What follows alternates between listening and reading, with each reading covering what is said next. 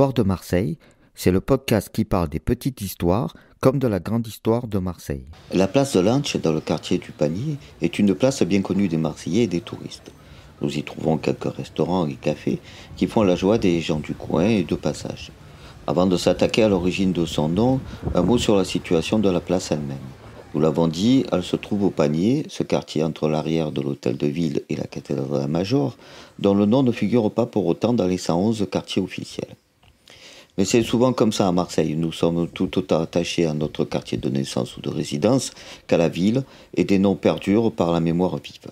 Nous n'en sommes pas sûrs, mais on soupçonne qu'en ce lieu était située l'agora phocéenne des premiers massaliotes, sans doute au bout de la voie principale que formeraient de nos jours la Grand Rue et la rue Casserie. Inutile de vous préciser l'importance de l'agora dans le monde grec antique. Par la suite, longtemps la vie de la cité contraint par ses remparts s'est située autour de ce lieu. Nous pouvons citer le couvent de religieuses de Saint-Sauveur, dont nous parlerons plus spécifiquement dans un épisode dédié. De ce couvent ne restent que les caves de Saint-Sauveur, qui se situent sous la place de l'Inche. Monument classé au titre des monuments historiques en 1840, il n'est pourtant pas exploité et l'entrée, si elle n'est pas condamnée, reste close la majeure partie du temps. Pourtant, nous savons que ces caves sont très anciennes, car les pierres qui constituent leur voûte sont en calcaire rose du Cap Couronne, comme celles des remparts antiques. La datation serait donc vers 150 ans avant Jésus-Christ. Pour leur emploi, nous l'ignorons, mais les deux thèses les plus probables sont une réserve d'eau potable ou de denrées alimentaires sèches, comme les céréales. De nos jours, nous l'avons dit, la place garde un caractère particulier qui plaît aux nombreux touristes qui trouvent là une halte dans leur parcours de la vieille ville, entre le vieux port et la cathédrale, souvent avant de monter voir la vieille charité nichée au cœur du Panier. Nous trouvons sur la place le buste d'Henri Tasso, maire de Marseille de 1935 à 1939. Mais attendons l'origine du nom de cette place. Comme souvent, il faut chercher l'origine dans le nom d'une personne et même ici d'une famille. Et comme de coutume, lorsque lors de mes recherches je tombe sur un texte fort précieux pour compléter celle-ci, je n'hésite pas à vous en faire part. J'emprunte donc pour ce qui va suivre un texte de Raoul Busquet, grand historien de Marseille, paru dans les Cahiers du Sud du 1er décembre 1928. La place de l'Inche. Par les souvenirs qu'il enferme, par cette dénomination et jusqu'à un certain point par l'état même des lieux et leur aspect, un coin du vieux Marseille est demeuré puissamment évocateur et représentatif d'un passé riche d'histoire. Les Lynch apparaissent à Marseille en la personne de Thomas Lynch vers 1539. Ce Thomas vient de Corse. Il est le fils de Gabriel Lynch de Morsiglia, petit hameau du Cap à 5 km au sud-ouest du village de Santuri, au-dessus du golfe d'Alizzo. Thomas Lynch exerce le commerce de mer. Il épouse vers 1542 une jeune fille d'une famille originaire d'Italie, mais depuis longtemps fixée à Marseille, Hugonne Napoléon, fille d'un maître Calfa. Le ménage n'habite point notre place. Il faut situer sa maison dans la rue Lancerie, rue détruite en 1943, vers l'endroit où cette rue, aujourd'hui sensiblement écourtée, faisait sa jonction au quai du port. Thomas Lynch est un commerçant plein d'allant et de hardiesse. Il s'associe avec trois Marseillais, Perron Bossé, Jean Thibault et Carlin Dédier, et obtient du pacha d'Alger et du sultan de Constantinople le droit de pêcher le corail en Barbarie sur une certaine étendue de côte. L'entreprise, à cette date, n'est pas nouvelle. La pêche du corail a été très anciennement pratiquée sur les côtes de Barbarie, par les Corses, par les Génois, par les Toscans et à l'occasion par les Marseillais. Mais la compagnie formée par Thomas Lynch a obtenu un monopole. Elle supplante en partie les Génois établis depuis 1540 dans l'île de Tabarka. Elle bénéficie en outre du privilège exclusif du faire du commerce dans l'ère de la concession, d'en exporter toutes sortes de denrées et de créer sur la côte les comptoirs et les magasins nécessaires à son trafic. Le territoire qui lui est ainsi livré paraît avoir compris tout le littoral depuis les parages du Cap-Nègre jusqu'à Colo en Kabylie. L'affaire est donc d'importance, mais de plus, elle est l'origine des concessions d'Afrique par lesquelles Marseille, durant 2 siècles, a joué un rôle essentiel dans le ravitaillement de la Provence et de la France, notamment dans les périodes de guerre, et qui ont elles-mêmes été la cause indirecte de l'établissement des Français dans l'Afrique du Nord, lorsqu'ils traitaient avec les puissances de Constantinople et d'Alger. Thomas Lynch engageait une action aux conséquences incalculables. Et ici, une question se pose. À quelle date précise faut-il fixer le début de ces concessions fameuses, c'est-à-dire l'octroi du privilège concédé à Thomas Lynch et l'installation de sa compagnie sur le côte de Barbarie. La question a été discutée. M. Paul Masson, le savant auteur de l'histoire de l'établissement et du commerce français dans l'Afrique barbaresque, a conclu après avoir minutieusement étudié les textes, à la date du 1560 ou de 1561, mais un document du fonds de l'amirauté de Marseille, aux archives des Bouches-du-Rhône, prouve que dès le mois d'août 1553, Thomas Lynch avait obtenu l'autorisation de faire sortir de Marseille les navires et le matériel nécessaire à son exploitation. Bien plus, dès 1551, Nicolas de Nicolaï, accompagnant d'Alger à Constantinople l'ambassadeur d'Aramon et longeant la côte de la région de Beaune, dit avoir rencontré une nef marseillaise là conduite par un patron corse, se livrant à la pêche du corail. Ce navire marseillais et ce patron corse nous paraissent correspondre tout à fait à l'entreprise de Lynch.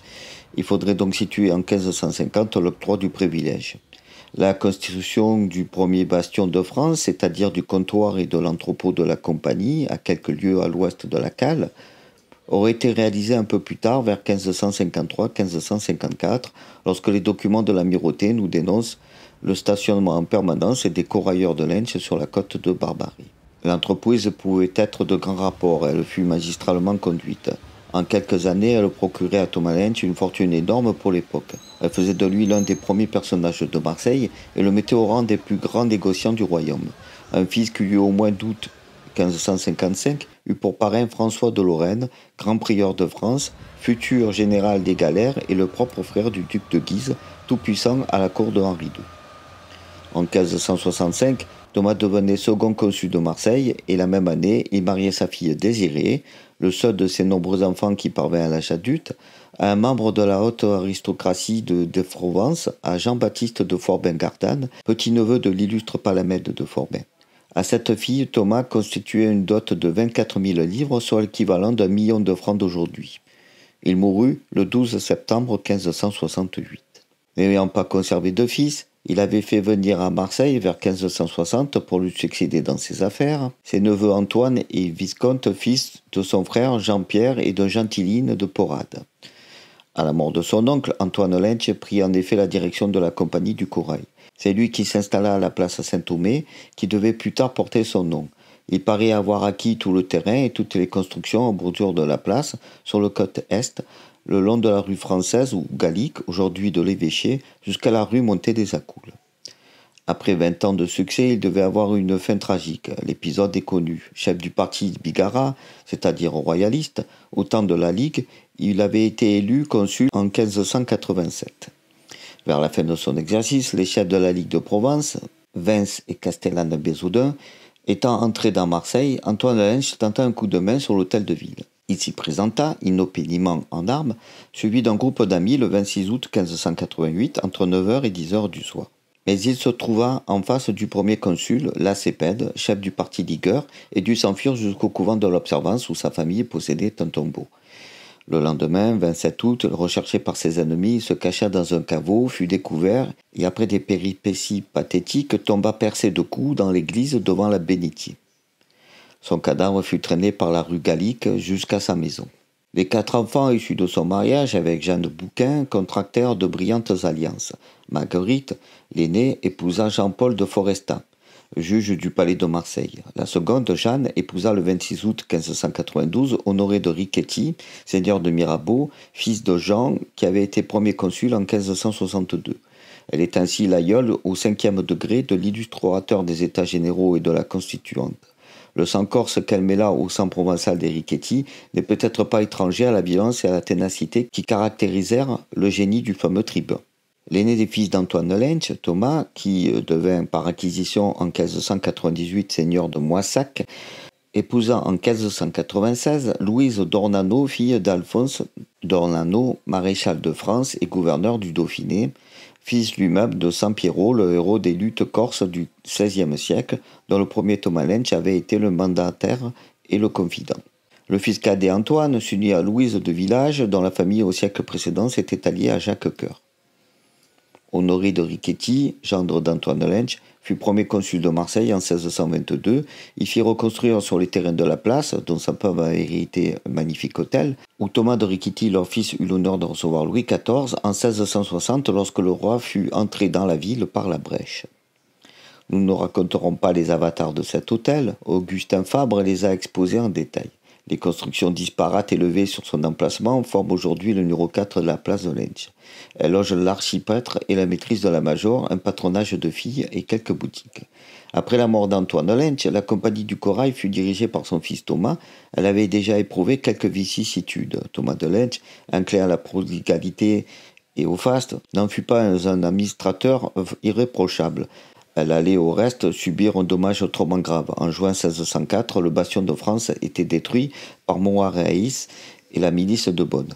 Il ne devait être relevé que 25 ans plus tard par le fameux Samson Apollon, à la suite d'une convention qui rétablit les concessions d'Afrique au profit du duc de Guise, gouverneur de Provence. La famille de Lynch se constitue en ligne masculine par Alphonse de Lynch, fils de Thomas, et par le fils d'Alphonse, Scipion, maître de camp de la compagnie des mousquetaires du roi, tué à Cassel en 1677, sans postérité. La fille d'Alphonse, Jeanne, mariée en 1665 à Louis de Romieux, seigneur de Fosse, eut une descendance. Telle était la destinée de la famille de Lynch. Son illustration fut assez éclatante pour espérer une grande famille étrangère un désir de fusion ou de confusion. Les Lynch de Roumanie, qui ont compté parmi eux un grand logotète de la justice de Valachie, et de nos jours un collectionneur fort compétent, n'ont pas dédaigné de se rattacher aux Lynch du Cap Corse et de Marseille, d'adopter leurs armes et de se faire appeler officiellement de Lynch de Moissac. Ils n'ont pas négligé de faire établir une généalogie justifiant leurs prétentions. Ce document n'est pas exempt d'erreurs. Les charges de la soudure entre les deux familles, un César de Lynch, frère supposé de Scipion, ignorait des généalogistes français. Ce César n'est pourtant pas un mythe. Il a vécu réellement à Marseille. Il fut l'époux d'une Anne d'O, dont le généalogiste roumain a fait une Anne Doria. Il doit avoir été petit-fils de ce vicomte Lynch, dont nous avons dit un mot, et dont la descendance paraît avoir vécu obscurément, sans participer à la notoriété et à la richesse des descendants de son frère Antoine. Notre voyage autour de la place de Lynch nous a conduit assez loin. Cette placette est loin d'être une espèce de champ de manœuvre comme la place Bellecour, d'assez hautes maisons, banales pour la plupart, l'environnant de tous côtés.